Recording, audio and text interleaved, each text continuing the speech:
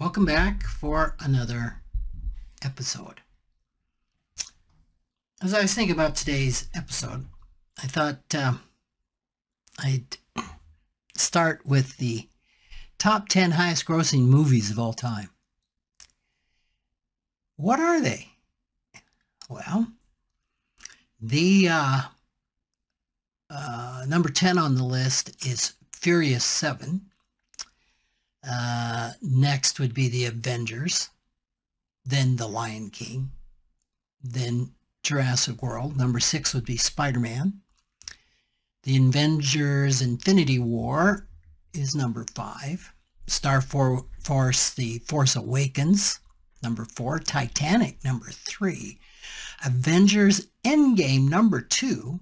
And the all-time top grossing is Avatar in 2009.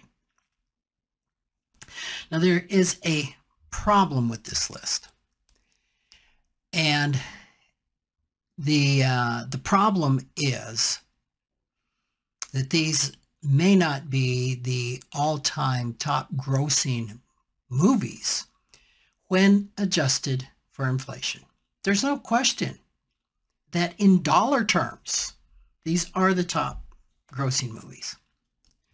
But when we look at the value of a dollar and what has happened, the depreciation to the value of the dollar, the all-time top grossing film is not Avatar. It's Gone with the Wind, that was released in 1939. While Avatar grossed, if you adjust it for inflation, $3.26 billion. Gone with the Wind brought in $3.7 billion. And some of the other films that are not in the top 10, actually only 4 of those that I just read off of the top grossing and in dollar terms movies are in the top 10 when adjusted for inflation. And those are Avatar, Avengers, Titanic, and Star Wars. But and that's Star Wars, The Force Awakens. But Star Wars, The Force Awakens is number 10, adjusted for inflation.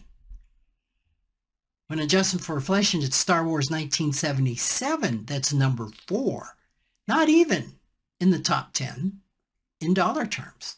Others, The Sound of Music is number 7. E.T., the extraterrestrial, number 7. Sound of Music is number 6. The Ten Commandments in 1956 is number 8. Dr. Zhivago, 1965, is number 9. And probably some of you have never heard of some of these movies. So my whole point in my episode today is that we're only looking at the glass half full when we are talking in dollar terms for just about anything when we're referencing a period of time, like all time, which is definitely a period of time. We've got to take into consideration. Now, let's talk about another all-time high, which is the number of millionaires. According to finmasters.com, there's data from Credit Suisse Global, their wealth report, that shows in 2023, there were just under 30 million millionaires in the U.S.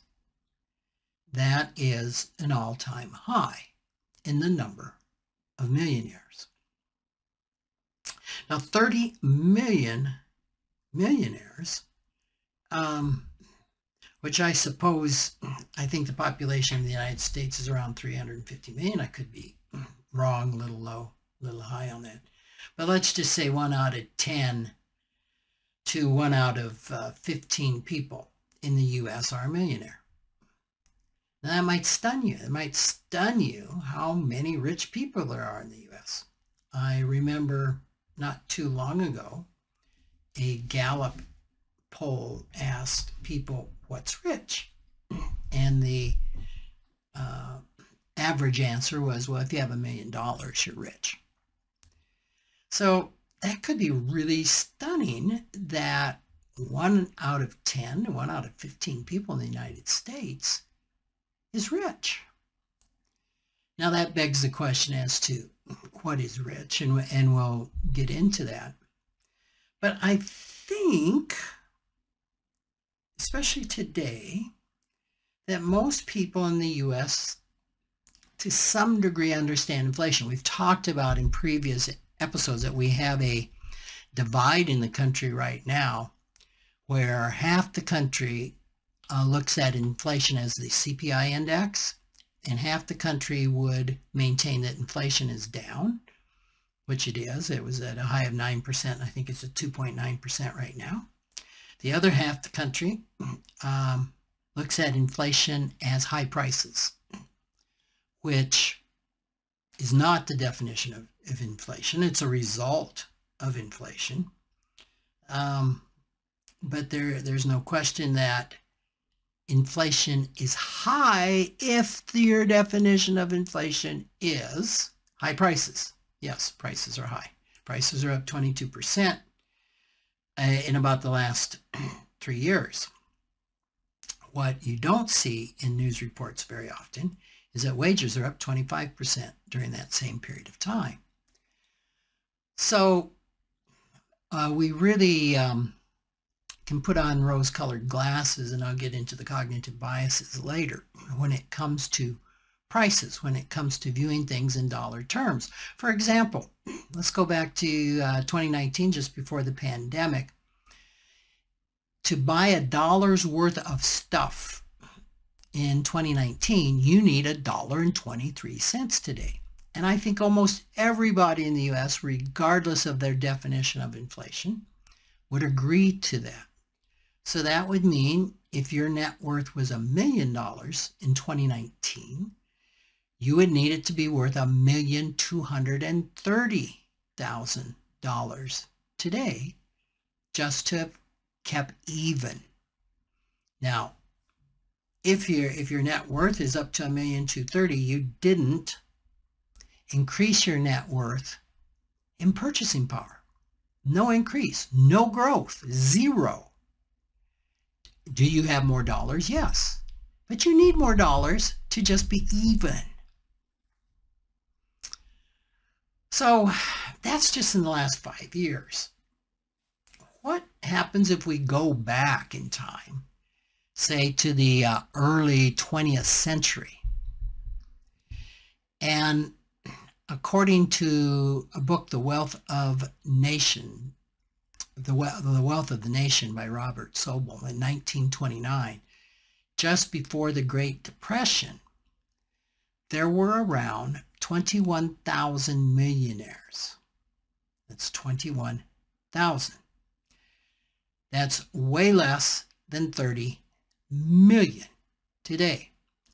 That's less than 1% of the millionaires today. Flip it around a little bit. That means there are 1,429 times more millionaires today than in 1929. 1,429. Now, is that true? Well, yes, that's true when we look at it strictly through the lens of a dollar bill, regardless of any frame around inflation. So it's true and it's not true. So what we're not adjusting for with that 30 million is that the millionaire of 1929 is not the millionaire of 1924. If you go back, if you get a inflation calculator downloaded from the internet, you can easily find that it takes $18.40 today to buy what $1 bought in 1929. Let's reframe that. If you were worth $1 million in 1929, if you were one of the 21,000 millionaires then, Today, you need to be worth $18,410,000. So, and I think the term of a millionaire really gained prominence in the 20s, the 30s, as meaning a lot of money. And I don't know, I don't think there's too many of us that would argue that $18 million isn't a lot of money today. But my point is that $1 million is not a lot of money. If we did the backwards math, and I'm doing this very quickly, $1 million today is worth somewhere around $55,000 in 1929 dollars. So then, of course, my mind goes to, well, how many people are worth $18 million today? We have 30 million people worth $1 million or more. How many people are worth 18 million? Well, that number is not easy to find. I couldn't find an exact statistic based on $18 million, but I could find a statistic, according to the visualcapitalist.com, that there's 38,500 people in the U.S. worth over 50 million. Now that's about 2.5 times 18 million, but that is getting us closer because we intuitively know there can't be anywhere close to 30 million people. That's 38,500 people. So we know that there's something over 38,500 people that would be worth around 18 million. I came across some more data from Kiplinger. It's Kiplinger.com, Are You Rich? And if you have $11 million or more, you're in the top 1% of wealth holders in the United States. 1%. And we can find out that in the top 1%, there's about 1.3 million households worth $11 million or more. So that starts to narrow it. We know if you're worth 18 million, it's somewhat less than 1.3 million, something more than 38,500. Now, just doing some extrapolation and finding some numbers, like I found a number that about 131,000 people are worth over 20 million. I'm just going to guess that there's 150,000 people that are worth $18 million or more in the U.S. That isn't exact, but it is close. So that's about 7 times more. If there's 150,000 18 millionaires and there were 21,000 millionaires in 29, and remember, a million back then bought the same as 18 million today. That means we have 7 times the millionaires today than in 1929. Okay, that would be an indication that there has been real economic growth in the United States. That there are more 1929 millionaires today than there were back then. That means something, we've done something economically right in the United States to grow the number of millionaires. But 7 times the millionaires today as versus 1929 is nowhere near the 1,429 times number that the unadjusted data suggests. So my whole point here is that we've got to look a little deeper than the numbers that are thrown at us, definitely by the media, by the financial media. And back to one of my opening points, when someone says prices are up 22%, we've got to ask, What was the inflation rate during that time? And it was probably, in this case, it was close to that. And what's happened to wages? If wages haven't risen anything and prices are up 22%, then that is an absolute price increase. But if wages have risen 25% and prices 22%, what does that mean? It means prices have gone down. That means you've got more money to buy those goods. If the price of something goes up the equal amount as wages go up, then there's been absolutely no change in price. And this can be really hard to grasp, and I hope I've put this in terms if you're not a numbers person, and numbers don't come easily. I hope I've put it in some metaphors that help understand this concept, is we can't think in dollar terms. To really get the full picture, we need to think in inflation-adjusted dollar terms. So let's put this in a little more perspective. What type of lifestyle can you have with a net worth of $1 million in today's dollars, as opposed to $18 million in 1929? Well, the most reasonable sustainable withdrawal rate from an investment is about 3%. What that means is if you have $1 million, you can withdraw $30,000 a year and have pretty good confidence that your money is probably going to last the rest of your lifetime, especially in retirement, when you're 65 years or older. Now, $30,000 isn't a whole lot. You're not going to be served martinis by a butler at the side of a pool. Maybe once, but not an ongoing lifestyle.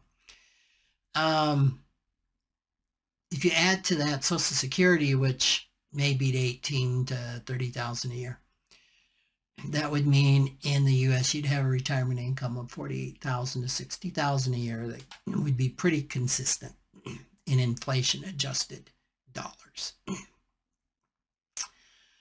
That's a middle-class millionaire. Now think about this. If you took 3% withdrawal rate of 18 million, the 1929 millionaire, that would give you a retirement income of 540,000 a year. Significant difference from 30,000, isn't it? I mean, if you can spend, and that's 540,000 a year, and high probability that 18 million is going to last you the rest of your life, probably not depreciate in value, that you'll have 18 million when you die. At that rate, you don't even need to worry about Social Security. A huge difference. So the point is $1 million isn't a lot of money. Saving $1 million over a lifetime is very possible for middle-class earners who are willing to live on less than what they make. A 25-year-old individual or couple that start today saving about $1,350 a month in, say, a retirement plan would have over $3 million by age 65. And that's more than enough to throw off $90,000 a year. But to accumulate 18 million by age 65, you're going to need to be saving $150,000 a month. Quite a difference. So the whole point is that equating a millionaire today with a millionaire of 95 years ago makes no mathematical or financial sense. The point is that someone who's retired with $1 million is not rich by any stretch of the imagination. So, what's going on here? Why are we caught up in this bit of fallacy thinking? And there's a number of cognitive bias. There's a lot of emotions that are happening when we are still equating $1 million as a lot of money. The first thing that comes to mind, a bias, would be called anchoring bias. We've talked about that before. That's when someone relies way too heavily on an initial piece of information. An initial piece of information is the anchor. Maybe that is some information that you got in childhood, that a part of you was reading a book about a millionaire and reading how rich this millionaire was. And if you're 50 years old, it would have been quite easy that reference may have been on a millionaire of 20, 30 years prior to that. But we anchor on a number, and we stay anchored on that number. An anchor, something that you use on a boat to keep it in the same place. It doesn't move. And we don't move even when more data suggests that the anchor is misleading or incorrect. And that can get into fear of being wrong, fear of changing a perception and what that means to me. If I've been contending all my life that $1 million is rich, and I'm presented with the fact that $1 million isn't rich at all, there could be a number of emotional reasons why I may not want to accept that data. Maybe it's because I work really hard to get $1 million, and now it means I'm really, and it doesn't mean what it used to mean. Maybe it's because I invested in holding another individual out to be rich. Maybe I have a part of myself that despises the rich, that makes up stories that the rich get rich by taking advantage of other people. And now if I learn that the people that I thought were rich are not really rich, that can cause all sorts of internal discord and disharmony within. And I could take away all sorts of stories from that. So all of this can keep us really anchored. I came across a new bias called money illusion bias, which is what I've been talking about. I really had never run across that before in doing my research. And this is when a person thinks of currency in nominal terms rather than real terms. So all that we've been talking about is money illusion, meaning I'm disregarding inflation's impact on purchasing power. There's a huge amount of money illusion in the U.S., a huge amount. We see it every day. Another bias is called the availability heuristic. And this is a bias that involves relying on immediate, real current examples that come to mind when we evaluate something. And so this can lead to overestimating the significance of those examples. So the term millionaire, as we've talked about, is really deeply ingrained in society. It's been historically associated with great wealth.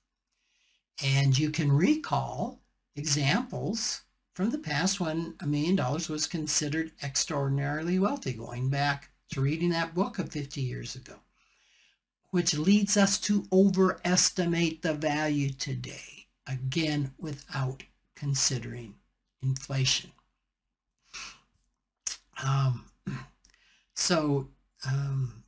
Yeah, just another example, another bias that can get in there is the status quo bias, which reflects a preference for things to remain the same and an aversion to change. No, I don't want to change the fact that I think $1 million is rich.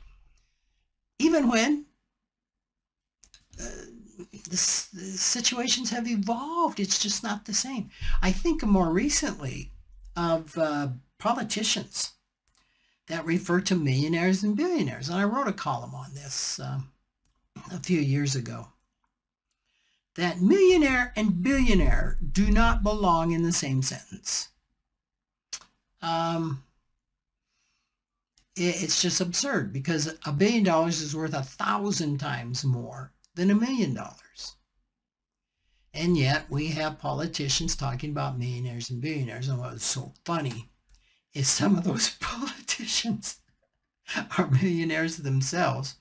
And I have noticed that some of those that were using this term a lot, say in the 2020 election cycle, are not using it anymore. And I mean no political bias one way or another, but the politician that comes to mind is Bernie Sanders, who talked about millionaires and billionaires all the time. And I recently saw him on in a news clip, or being interviewed a couple times actually, and he's referring to billionaires today. And I also read something a few years ago that he has a net worth of, let's just say it's between $2 and $5 million. And I, to his credit, am going to make up a story that he finally was able to get through his status quo bias, recognizing that he himself is a millionaire and he's in no way in the same class as a billionaire. So kudos to Bernie.